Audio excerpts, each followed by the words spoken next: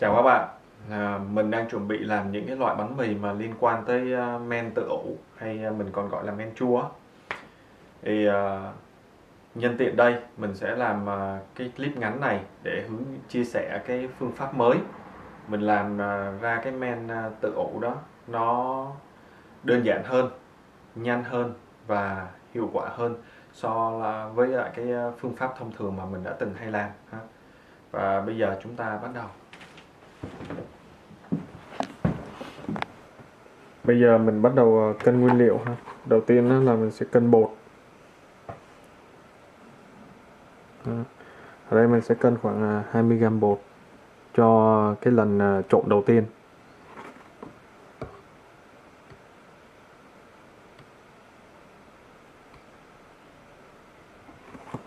Đó. 20g bột đến đây. Thì ở đây mình sẽ sử dụng nước táo ngâm ha. Ở đây là nước, ở đây mình lấy táo ra, mình ngâm với lại nước thì mình đóng kín lại. Ở đây mà mình ngâm được khoảng 5 ngày rồi. Thì ở trong đây mình sẽ thấy là nước nó có màu đục đục, với lại nó sẽ có bong bóng lên. Mình sử dụng nước táo với mục đích là để cho cái quá trình lên men nó nhanh hơn khi mà nó có nước trái cây trong đó.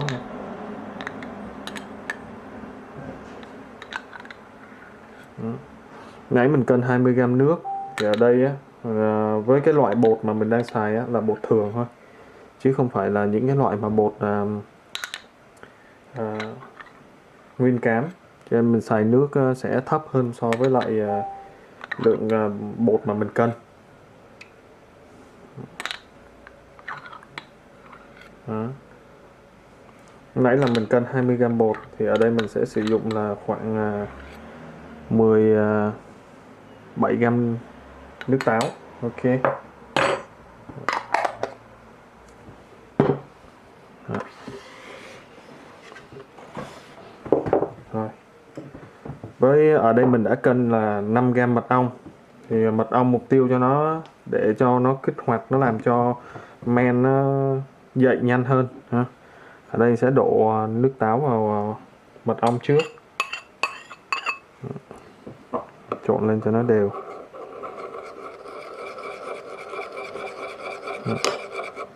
Trộn cho nó tan cái mật ong này ra ha. Rồi sau khi mật ong đã tan đều vào trong nước táo thì đổ bột vào, đảo lên cho nó đều. Ở đây mình chỉ cần đảo cho nó đều thôi, không cần phải nhồi hay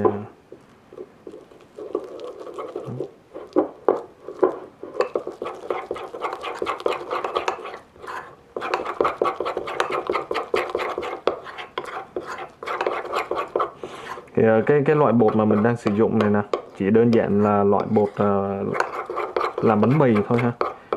Nên cái màu của nó không có đậm lắm, giống như những cái loại bột nguyên cám. Rồi sau khi mình đã trộn đều bột với lại dung dịch rồi, mình sẽ cho vào trong cái hũ thủy tinh. Thì mục đích để trong cái hũ thủy tinh cho mình quan sát cho nó rõ thôi ha.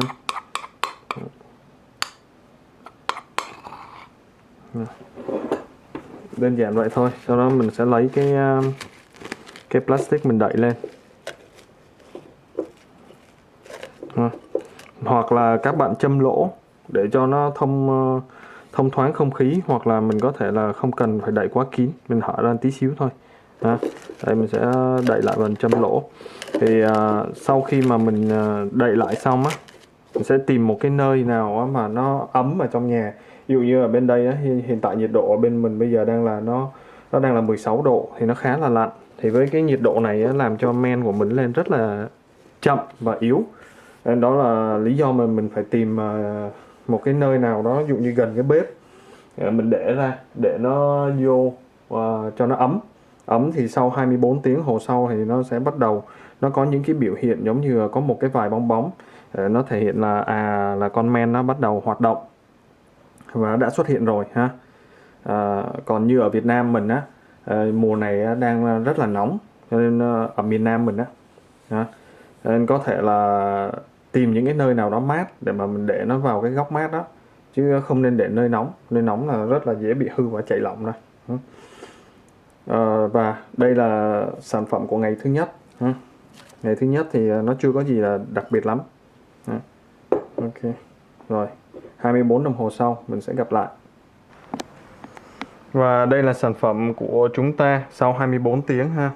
Ở đây mình thấy nè, cái lượng của nó đã tăng được 50% và mình thấy có rất là nhiều bọt khí CO2. Đó, như mình nghiêng qua mình thấy rõ hơn ha. Nó xé ra nhìn thấy là những cái bong bóng mà rất là đẹp. Ok. Thì thường á, nếu mà mình sử dụng nước bình thường thôi thì sau ngày đầu tiên á, nó chưa có biểu hiện gì hết. Nhưng mà ở đây á, do mình sử dụng cái nước táo mà mình ngâm cho nó lên men rồi, cho nên ở trong đó đã có sẵn vi khuẩn rồi ha các bạn. Nên khi mà mình trộn cái hỗn hợp một cái là ngay ngày đầu tiên là nó đã cho một cái sản phẩm như thế này. Con men nó hoạt động liền và nó sinh sôi nảy nở ra. Thì bây giờ là đủ 24 tiếng bắt đầu mình sẽ cho nó ăn ha các bạn. Thì hôm nay á, là ngày đầu tiên mình cho nó ăn, có nghĩa là ngày thứ hai của sản phẩm. Thì ở đây mình sử dụng là 15g nước với lại 20g bột. Đầu tiên mình trộn bột với lại nước thôi, trộn đều quá rồi. Đơn giản là giống như ngày hôm qua thôi, mình chỉ cần trộn cho nó đều lên chứ không có gì là phức tạp cả.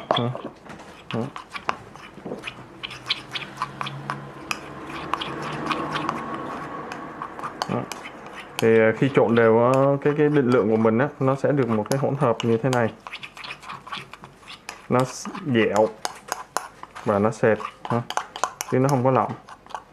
Do mình sử dụng bột thường thôi, có nghĩa là bột làm bánh mì chứ mình không có sử dụng bột nguyên cám. Thì ngày hôm qua mình do thời tiết ở bên đây khá là lạnh, mình cho nó vào cái lò nướng. Dĩ nhiên là mình không có bật lò, mình cho vào lò nướng tắt, sau đó mình đậy kín lại, đậy cửa kia lại để nó giữ độ ấm ở trong cái lò nướng á, thì nó mới đủ điều kiện để con men này nó sinh sôi nảy nở. Như mình thấy là bắt đầu nó nở những cái bong bóng rất là to. Thì với cái cách làm này á, mình sẽ tiết kiệm được rất là nhiều thời gian. Ví dụ như bình thường các bạn phải làm 7 ngày 8 ngày mình mới có men để xài, thì bây giờ mình chỉ cần là có thể là 3 ngày hoặc là 4 ngày là mình có men mình xài rồi ha, chứ không cần phải quá lâu. Ok. Ở đây sau khi mình trộn xong cái hỗn hợp bột với lại nước đó, mình thả trực tiếp vào trong cái hũ men của mình đó, mình cho vào đây để cho nó ăn. Nó giống như là thực phẩm dành cho con vi khuẩn của mình vậy đó. Rồi nè, khi mình đảo lên thấy xé ra, các bạn thấy không? Ngày đầu tiên mà men nó rất là mặn như thế này. Ok, rồi bây giờ mình chỉ đảo nhẹ nhàng để cho cái thức ăn lúc nãy mình đã trộn rồi đó, trộn đều với lại cái hỗn hợp men chua của mình đã làm được ngày đầu tiên. Giờ chỉ cần đảo cho nó đều lên thôi. Thì với cách làm này các bạn tiết kiệm được rất là nhiều thời gian luôn, và con men của mình rất là mặn. Không cần thiết là phải nuôi quá lâu, phải thông thường như mình biết là 7 ngày 8 ngày rồi thì lúc đó con men nó mới đủ mặn để mà mình có thể làm bánh. Còn đây mình có thể làm 3 ngày 3 ngày đổ đi là mình bắt đầu mình có thể sử dụng cái men chua này để làm bánh mì được rồi. Và đây là kết quả sau 12 tiếng. Thì các bạn thấy đây, ở đây mình thấy là có rất là nhiều bong bóng khí ha. Đó, và thể tích của nó đã gấp 4 lần so với thể tích ban đầu ha. Lúc mà mình trộn rồi cách đây 12 tiếng. Ok, rồi bây giờ là lúc mà mình bắt đầu mình cho ăn tiếp. Rồi, như lần cho ăn thứ nhất ha, mình chỉ có bột với lại nước.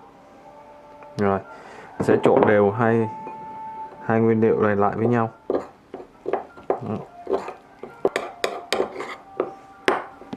Rồi sau khi mình đã trộn đều bột với lại nước, bây giờ mình sẽ lấy khoảng 20g của men này ha, như mình thấy ở đây nè, nó kéo ra rất là nhiều rễ chè, chứng tỏ men mình đang rất là mặn rồi. Đó. Cái hiệu quả của cách làm này á là tiết kiệm được rất là nhiều thời gian, và men nó, cái men chua mà mình đạt được á, nó sẽ sớm hơn so với bình thường. Thì lần này mình cho ăn thứ hai ha. Mình lấy 20g thôi.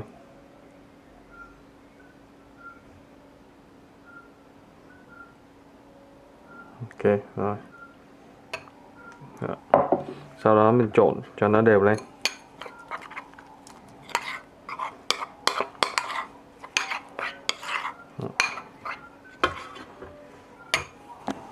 Rồi sau khi đã trộn đều hết các cái thành phần lại với nhau ha, mình lại cho nó vào trong cái hũ thủy tinh, đổ vào hũ thủy tinh. Ok, mình cho vô, sau đó mình sẽ đậy lại, và dĩ nhiên là cái plastic hoặc là cái nắp mà mình đậy lên trên cái hũ thủy tinh này á, là nó phải thông hơi nha các bạn. Nếu mà không thông hơi á, là bây giờ con men mình nó rất là nhiều rồi, không men nó phát triển là nó cần đường, gọi là tinh bột á, rồi nước, nhiệt độ, với lại thiếu oxy. Thiếu một trong những cái thành phần đó là con men mình cũng khó phát triển nổi nhé. Ok rồi, ok, mình bọc lại vậy. Rồi giờ mình đem lên ủ, thì mình sẽ chờ sau 12 tiếng nữa ha. Và đây là thành phẩm của mình được 2 ngày rồi ha. Cái này là được để tính coi là 2 ngày rưỡi. 2 ngày rưỡi mà mình cho ăn 2 lần rồi. Ở đây hôm nay mình thấy là có rất là nhiều bong bóng lớn ha. Men của mình rất là mặn rồi. Đó, là mặc dù mới có 2 ngày rưỡi thôi. Đó, thì đến lúc này mình bắt đầu cho ăn lần thứ 3. Rồi, như mọi lần, nguyên liệu mình cho ăn gồm có nước lọc với lại bột. Mình đổ vô. Rồi sau đó đảo cho nó đều lên thôi. Rồi, sau khi trộn đều, mình được cái hỗn hợp như thế này ha. Ok, hôm nay mình cho nó lỏng hơn một tí xíu thôi. Rồi, tiếp theo là mình sẽ cân cái phần men chua mình đã ủ. Các bạn coi đây, rất là nhiều sợi ha, giống như rễ tre vậy đó, mình hay gọi rễ tre. Bây giờ mình cân vào trong cái phần bột mình đã trộn.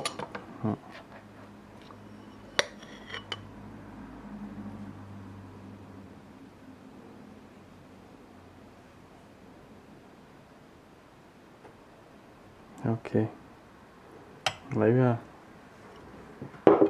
Rồi, giờ mình sẽ đảo đều cái này lên.